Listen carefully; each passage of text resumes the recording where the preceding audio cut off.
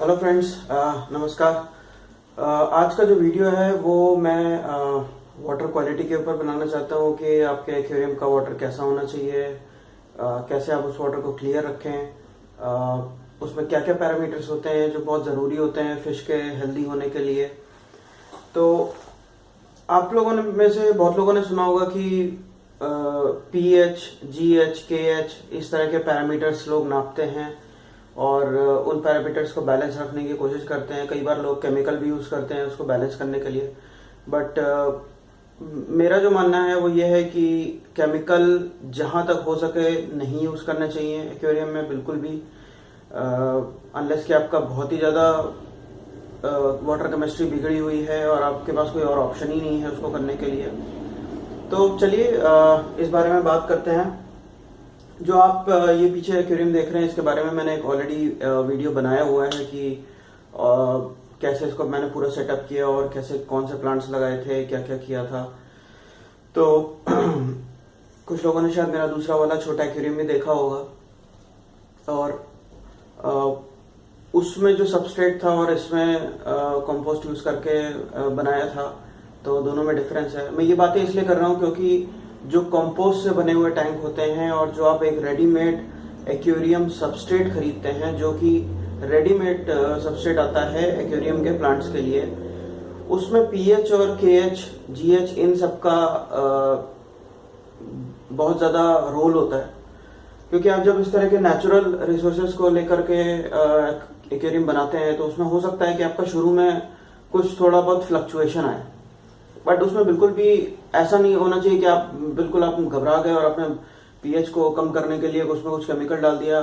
तो होता क्या है कि अगर आपने एक चीज को कम करने के लिए कोई केमिकल यूज करा तो वो उस टाइम तो वो कम हो जाती है, बट लेटर ऑन होता क्या है कि दूसरे वाले जो पैरामीटर्स होते हैं वो बढ़ जाते हैं या वो डिसबैलेंस हो जाते हैं, तो वो बिल्कुल भी अच्छा नहीं होता है। तो मेरा जो एक्सपीरियंस है उसमें यह है कि आपको पहले समझना पड़ेगा कि फिशेस के लिए किस तरह का वाटर आपको यूज करना है। कुछ लोग आरओ वाटर यूज करते हैं। आरओ वाटर यूज करने की कोई जरूरत नहीं है। इवन आरओ वाटर और भी हार्मफुल ही हो जाता है एक स्टेज के बाद फिशेस के लिए, क्योंकि आरओ क्या करता है कि वो जितने बेनिफिशियल बैक्टीरिया होते हैं उनको भी फिल्टर आउट कर देता है, तो वो बिल्कुल भी अच्छी चीज नहीं है। तो आपको करना क्या है, जो भी आपका टैप वाटर है, जो आपका म्यूनिसिपैलिटी वाला वाटर आता है, नल में जो पानी आता है, वही आपको यूज करना है। डिफरेंस सिर्फ इतना है कि आपको उसको एक्वेरियम में डालने के कुछ टाइम तक उसको छोड़ देना है और अपना एरेटर ऑन कर देना है। वो मैं ऐसा इसलिए कह रहा हूं क्योंकि हमारे जो पानी आता है उसमें बैक्टीरिया हटाने के लिए या उसकी इम्प्योरिटीज को हटाने के लिए, इन्फेक्शन हटाने के लिए उसमें क्लोरीन यूज करती है। जो गवर्नमेंट बॉडीज हैं वो क्लोरीन उसमें डालती हैं पर्पसफुली, ताकि हमारे पीने के लिए वो पानी सेफ हो। तो क्लोरीन हमारे लिए पीने के लिए तो सेफ है, बट फिशेस के लिए वो अच्छा नहीं होता है। उससे क्या होता है कि अगर क्लोरीन का कंटेंट बहुत ज्यादा है तो धीरे धीरे क्या होगा कि आपकी फिशेस स्ट्रेस में आ जाएंगी, वो अनकंफर्टेबल होंगी, उनको अच्छा नहीं लगेगा और धीरे धीरे उनको बीमारियां होने लग जाएंगी। फिर आप उन बीमारियों का इलाज करने लग जाओगे तो उसके लिए भी मेडिसिन खरीदोगे। तो इतना कुछ करने से अच्छा है कि जो आपके बेसिक चीजें हैं उनको आप बिल्कुल बैलेंस करके रखिए, और वो बिल्कुल भी मुश्किल नहीं है। मैं आपको बताता हूँ कैसे करना है। जो आपका नल का पानी आता है, उस नल के पानी को आप एक्वेरियम में डालिए और उसके बाद इसमें एरेटर चला दीजिए। एरेटर में से जो बबल्स निकलते हैं उससे वाटर सरफेस पे एक एजिटेशन होता है। उस एजिटेशन की वजह से ये जो बुलबुले निकलते हैं और वो हवा और पानी के बीच में जो एक कह सकते हैं कि एक रिएक्शन होती है केमिकल, उससे क्या होता है कि क्लोरीन पूरा उड़ जाता है। जैसे पेट्रोल में से इवेपोरेट हो जाता है, OH जो होता है वो इवेपोरेट हो जाता है, वैसे ही क्लोरीन भी पानी में से इवेपोरेट हो जाती है। अब क्लोरीन की अगर मैं बात करूं तो नॉर्मली जो स्विमिंग पूल वगैरह होते हैं, आपने देखा होगा, उसमें भी क्लोरीन पड़ती है। उसमें भी वो लोग क्लोरीन हर थोड़े टाइम के बाद डालते रहते हैं, क्योंकि उनको पता होता है कि हाँ क्लोरीन थोड़ी देर बाद वो उड़ जाएगी और पानी वैसे ही नॉर्मल हो जाएगा। तो एक तो आपकी ये चीज हो गई। क्लोरीन के अलावा कुछ कंट्रीज में क्लोरामाइन भी यूज करते हैं। क्लोरामाइन एक दूसरे तरीके का केमिकल है। अब होता क्या है कि इन क्लोरीन और क्लोरामाइन में जो डिफरेंस है वो यही है कि क्लोरीन और अमोनिया का जो मिक्सचर होता है, जो उसको केमिकली रिएक्ट करके एक कंपाउंड बना देते हैं, उसको क्लोरामाइन कहते हैं। इतना ही डिफरेंस होता है। तो जो रेडीमेड आपके वाटर कंडीशनर आते हैं, कि आपने देखा भी होगा कि अमेजोन वगैरह पे भी एड्स आते हैं ऐसे कि आप अपने अगर वाटर को कंडीशन करना चाहते हैं एक्वेरियम के लिए, तो आप ये टैप वाटर कंडीशनर डाल दीजिए तो आपका वाटर सही हो जाएगा। मैं उसमें नहीं जाना चाहता हूँ, वो बहुत ज़्यादा महंगा भी होता है और वो मतलब उसका कोई यूज़ नहीं है इतना। वो उन जगहों पे ज़्यादा अच्छा है जहाँ पे गवर्नमेंट या म्यूनिसिपल बॉडीज जो हैं वो क्लोरामाइन यूज़ करती हैं वाटर में, क्योंकि क्लोरामाइन क्या होता है, वो इवेपोरेट नहीं होता। क्लोरीन तो इवेपोरेट हो जाती है बट क्लोरामाइन इवेपोरेट नहीं होता है, और उसको वाटर से आपको हटाने के लिए आपको यूज़ करना पड़ेगा किसी तरह का टैप वाटर कंडीशनर। तो वो क्लोरीन को अलग कर देता है, अमोनिया को अलग कर देता है और दोनों उड़ जाते हैं। बट उसमें भी वही, जैसे मैंने बोला, मैं उसमें जाना नहीं चाहता हूँ। उसमें क्या होता है कि क्लोरीन निकल जाएगी, अमोनिया फिर पानी में मिल जाती है तो वो हार्मफुल होती है। एनीवेज, तो जो देसी इलाज है, जो जुगाड़ है, जो सिंपल है, बिल्कुल कोई टेक्निकलिटी नहीं है इसमें। आपको करना क्या है कि जो टैप वाटर आता है उस टैप वाटर को आपको एक्वेरियम में डालना है और उसके बाद आपको एरेटर चला देना है। आप 2 से 3 दिन उसको एरेटर चला के छोड़ दीजिए। जितनी भी क्लोरीन होगी वो इवेपोरेट हो जाएगी, जितनी भी गंदगी होगी वो नीचे बैठ जाएगी। तो जो गंदगी अगर है आपके वाटर कंडीशन, जैसे तो वाटर में आपके जैसे थोड़ा क्लाउडीनेस है या थोड़ा मतलब मटमैला सा पानी आता है, अगर मटमैला पानी आता है तो आप या तो उसको किसी तरह के कपड़े में या किसी तरह के फिल्टर में डाल के फिर डालिए पानी में, ताकि वो मटमैलापन चला जाए। अदरवाइज आप क्या कर सकते हैं, अगर जो दाढ़ी बनाने वाली फिटकरी होती है, उस फिटकरी को लेकर के उसका छोटा सा पीस इतना बड़ा सा ले लीजिए। जब एक्वेरियम में आप पानी भर दीजिए, उसके बाद उस फिटकरी को थोड़ी देर के लिए ऐसे ऐसे पानी में डुबोकर उसको थोड़ा रोटेट कर दीजिए। उसके बाद आप एरेटर चला के छोड़ दीजिए 3 दिन के लिए। 48 घंटे भी काफी होता है, बट 3 दिन सेफर साइड होता है कि ठीक है 3 दिन में बिल्कुल ही क्लोरीन इवेपोरेट हो जाएगी। उसके बाद आपका पानी बिल्कुल सेफ है, कोई दिक्कत नहीं है। क्योंकि जो लोग कहते हैं ना कि हम आरओ वाटर यूज करेंगे, वो नल का पानी खराब होता है। नल का पानी बिल्कुल भी खराब नहीं होता है, क्योंकि जब गवर्नमेंट उसको घरों तक भेजती है तो ऑलरेडी वो वाटर का ट्रीटमेंट करके भेजती है। उसमें क्लोरीन पड़ती है, उसमें और भी तरीके के फिल्ट्रेशन होते हैं, गंदगी हटाई जाती है उसमें से। तो वो ही वाटर आपको यूज करना है। कोई आपको महंगे कंडीशनर खरीदने की जरूरत नहीं है। बहुत लोग खरीद लेते हैं, उसके बाद कहते हैं यार उनको ज्यादा कुछ फायदा नहीं हुआ। तो मैं उनको भी यही बोलता हूँ कि कोई जरूरत नहीं है उस चीज की। जिन कंट्रीज में, कुछ कंट्रीज में ऐसा यूज होता है कि हाँ भाई वो क्लोरामाइन डालते हैं, बट अगर आपको बिल्कुल ही पता है 100% कि हाँ इसमें क्लोरामाइन पड़ा हुआ है मेरे वाटर में, इसमें क्लोरीन के साथ साथ क्लोरामाइन भी पड़ा हुआ है, तब आप वाटर कंडीशनर वगैरह यूज कर सकते हैं। अदरवाइज केवल एरेटर चलाने से और आप थोड़ा सा फिटकरी घुमा दीजिए उसमें, आपका काम हो जाएगा। बिल्कुल कोई दिक्कत नहीं है इसमें। तो ये तो हो गया आपको वाटर को पानी में एक्वेरियम में डालने तक की बात। अब होता क्या है कि जब आप एक्वेरियम अपना फिल कर दिया, अपने प्लांट्स लगा दिए, सबस्ट्रेट बिछा दिया, अगर आपने ड्रिफ्टवुड डालनी है तो डाल दी। अब बात आती है कि वो जो उन सारे पैरामीटर्स की मैं बात कर रहा था कि पीएच है, जीएच है, केएच है, तो उसको भी लोग परेशान हो जाते हैं। उसको दिन भर नापते रहते हैं, हर दिन उसको पीएच चेक करते रहते हैं, हर दिन जीएच चेक करते रहते हैं। तो पहले तो मैं बता देता हूँ ये पीएच, जीएच, केएच होता क्या है। तो पीएच जो होता है वो आपकी एसिडिटी और एल्कलिनिटी के लिए होता है। मतलब आपके पानी में कितना एसिडिक कंटेंट कितना ज्यादा है, मतलब कितना ज्यादा तेजाब वाला कंटेंट ज्यादा है। अगर वो बहुत ज्यादा है तो फिश मर जाएंगी। जो नॉर्मल वैल्यू है वो 6 से 7 के बीच में रहनी चाहिए। ये आपको नापने की जरूरत नहीं, मैं सिर्फ एक इन्फॉर्मेशन के लिए बता रहा हूँ। जीएच जो है वो आपका जनरल हार्डनेस हो गई, और केएच जो है आपकी वो एल्कलिनिटी हो गई।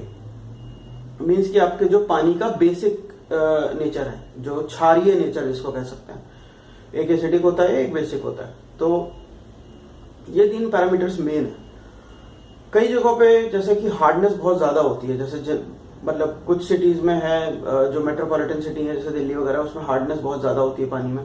तो उसके लिए लोग हार्डनेस वाला मीटर, जैसे आपके यहाँ घर में भी अगर आपके आरओ लगा हुआ है, तो वो जब आरओ लगाने वाला आया होगा तो उसने पहले पानी आपके नल से निकाला होगा और उसमें एक टीडीएस मीटर लगा के उसमें चेक किया होगा कि हार्डनेस कितनी है। तो अगर हार्डनेस है भी आपके पानी में, तो उस हार्डनेस का बहुत ज्यादा तो आप कुछ कर नहीं सकते। आप आरओ का वाटर यूज करेंगे तो कोई फायदा नहीं है, आपका बिजली भी खर्च होगी और पानी भी वेस्ट होता है उसमें। तो हार्डनेस को लेके इतना ज्यादा प्रॉब्लम नहीं है।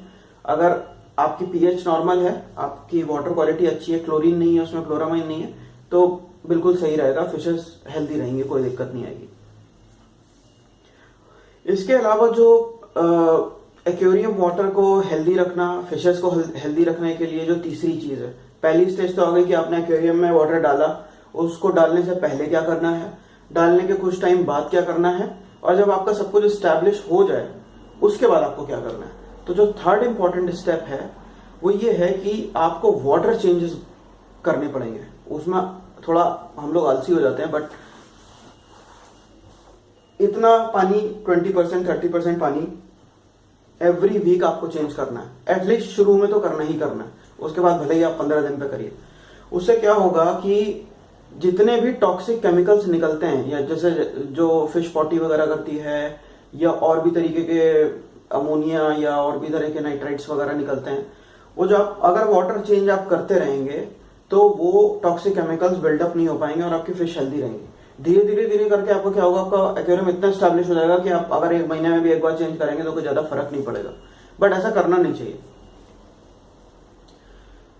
दूसरा जो फैक्टर है कि जब अभी तो ये नॉर्मल एक्वेरियम सेटअप की बात हो गई, अब अगर आपने सोचा कि मैं इसमें कुछ प्लांट्स लगाऊंगा या मैं कुछ इसमें हाईटेक प्लांट लगाऊंगा, तो अब हाईटेक प्लांट लगाने के लिए आपको लाइट भी ज्यादा डालनी पड़ेगी, अच्छी वाली लाइट लगानी पड़ेगी जिसका कलर टेम्परेचर 6500 केल्विन से ऊपर हो।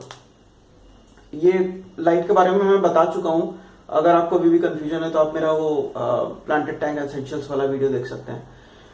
तो लाइट के लिए जो भी आप फिक्सचर लगाएंगे वो लगाएंगे, प्लस आप प्लांट्स लगाएंगे तो आपको एक अच्छा सबस्ट्रेट चाहिए होगा।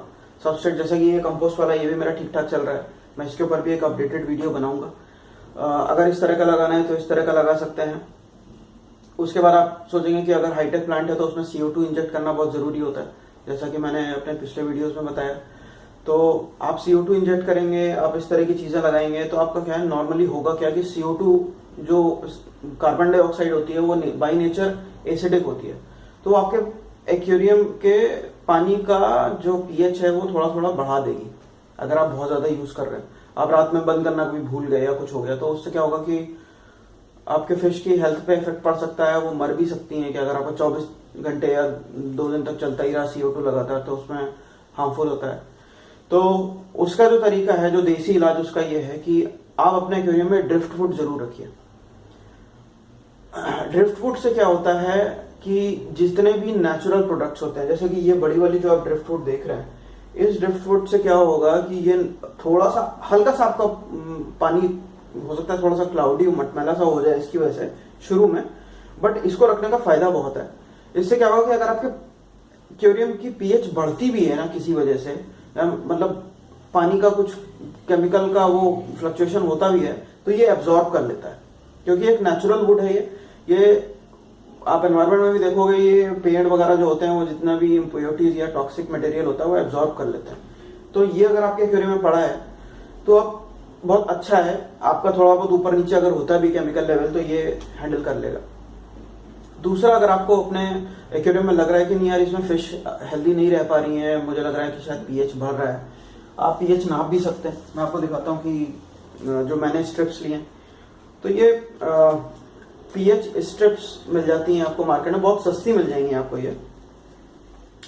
अब इसमें क्या है कि ये जैसे कलर्स बने हैं कि 1 से लेके 14 तक, आपकी pH जो है वो 6 और 7 के बीच में होनी चाहिए। तो 6 और 7 का आपका कलर ऐसा है और ये उसकी स्ट्रिप्स हैं। आपको करना क्या है कि इसमें से एक स्ट्रिप निकाली, तो ये है pH की स्ट्रिप। मैं इसको बस पानी में डालूंगा, तो मैंने पानी में डाली, ये मैंने एक्वेरियम के पानी में डुबो दिए, और अब इसका जो कलर है वो आप देखेंगे तो ये 6 से मिलता जुलता है, जो कि फाइन है। 6 और 7 के बीच में है, बिल्कुल परफेक्ट कलर है। ये कर सकते हैं, इसकी कोई ज़रूरत नहीं है इतनी, बट मैंने ऐसे ही आपको करके दिखा दिया। कभी अगर आपको चेक करना हो, उत्सुकता हो तो इस चीज़ की। दूसरा, जो pH और KH और GH वगैरह की मैं बात कर रहा था, तो मेन फैक्टर pH का ही होता है ज़्यादा, जिससे ज़्यादा दिक्कतें होती हैं। तो pH को जैसा मैंने बोला कि एक तो ड्रिफ्ट वुड है आपका कम करने के लिए। दूसरा जो बहुत अच्छा उपाय है इसका, वो होता है कि बादाम के पेड़ की पत्तियां, यानी आलमंड लीव्स। तो आलमंड लीव्स आपको बाजार में मिल जाएगी, पंसारी वगैरह की दुकान में मिल जाएगी, नहीं तो आप पता कर सकते हैं, नेट पे सर्च कर सकते हैं, आजकल तो अमेजोन पे भी मिल जाती है। तो वो जो होती है वो एक नेचुरल कंडीशनर होती है। वो अगर आप ऐसे नीचे डाल देंगे 1-2 पत्तियां इधर कोने में या इधर उधर एक्वेरियम में, तो आपका वो पीएच ऑटोमेटिकली नॉर्मल कर देगी। आपको जान के आश्चर्य होगा कि जो डेवलप्ड कंट्रीज हैं वो इंडिया से आलमंड लीव्स इंपोर्ट कराते हैं अपने एक्वेरियम में डालने के लिए। तो वो पहले यहाँ से इंडिया से चाइना जाती है, फिर चाइना से वहां पे जाती है, और कुछ केसेस में अब तो खैर इंडिया से भी एक्सपोर्ट होने लग गई है। अदरवाइज तो ये बहुत देसी इलाज है, और जब हमारे यहाँ है तो हमें उसका मतलब एडवांटेज लेना चाहिए। तो ये सारी बातें हो गई हैं एक्वेरियम के वाटर को हेल्दी रखने की, वाटर को कैसे डालना है। तो रिकैप के तौर पे मैं एक बार बता देता हूँ फिर से कि 3 स्टेजेस हैं। सबसे पहला स्टेज जो आपका है वो एक्वेरियम में जब आपको पानी डालना है तो डालने से पहले क्या करना है। दूसरा ये जब आपने डाल दिया है उसके बाद आपको हेल्दी रखने के लिए जो वाटर चेंजेस वगैरह करने हैं वो हो गया। तीसरा ये है कि अगर आप थोड़ा एक अप लेवल जाना चाहते हैं, आप प्लांट्स डालना चाहते हैं, हाईटेक थोड़ा बनाना चाहते हैं अपने एक्वेरियम को, तो आपको क्या करना है। तो ये आपका पूरा सर्कल हो गया वाटर को लेके। वाटर को लेके मैंने स्पेसिफिक वीडियो इसलिए भी बनाया क्योंकि होता क्या है कि हम बहुत सारी इधर उधर की बातें करते रहते हैं और फिश की बीमारियों के बारे में बात करते रहते हैं, उनकी हेल्थ के बारे में बात करते रहते हैं, कौन सी फिश क्या कंपैटिबल है नहीं है। तो अगर आपका पानी हेल्दी है तो पहली चीज तो कोई बीमारी होगी नहीं। अगर होती भी है तो वो फिश काफी हद तक खुद को इतना इम्यून बना लेती हैं कि उतना कोई उनको बहुत ज्यादा हार्म नहीं होगा, मरेंगी नहीं। दूसरा, जो आपकी पूरी केमिस्ट्री है, जो पूरा ये इकोसिस्टम एक बन जाएगा आपका पानी का आपके एक्वेरियम का, तो वो उसमें जो ये 3 स्टेजेस मैंने बताई, जैसे कि जो वाटर चेंजेस वाला हो गया, ये आपकी मतलब जो आपने मान लो CO2 लगी हुई है आपके में, आप ड्रिफ्ट फूड डाल रहे हो, आलमंड लीव्स डाल रहे हो, तो ये सारी जो चीजें हैं ये बहुत हेल्दी हैं। आपके फिशेस बहुत जल्दी ब्रीड करने लग जाएंगी, वो बहुत उनके साइज में डिफरेंस है, उनका कलर बहुत अच्छा होगा। सिर्फ खाना खिला के कलर नहीं अच्छा होता है। बहुत लोग कहते हैं कि यार ये वाला फिश फूड खिलाओ तो उनका कलर निकल आता है। बेचने के लिए मार्केट में बहुत सारे प्रोडक्ट बेच रहे हैं लोग, बट बेसिक कोई नहीं बताता। तो वो ये सारी चीजें इंपॉर्टेंट है। तो फ्रेंड्स बताइएगा कैसा लगा। वाटर क्वालिटी को लेकर मैंने वीडियो इसलिए बताया, एक बार फिर से बोल देता हूँ कि बहुत इंपॉर्टेंट फैक्टर है ये, इसको बिल्कुल भी नजरअंदाज नहीं करना चाहिए, और फिश की हेल्थ के लिए, आपके ओवरऑल एक्वेरियम की हेल्थ के लिए बहुत जरूरी है ये। तो बताइएगा कैसा लगा। Please like my video if you really like. Share करिएगा अगर आपको अच्छा लगता है, कि अगर आप शेयर करना चाहते हैं तो शेयर करिए, और प्लीज सब्सक्राइब करिए मेरे चैनल को, ताकि जो मेरे आने वाले वीडियोस हैं वो बहुत ही इंटरेस्टिंग हैं।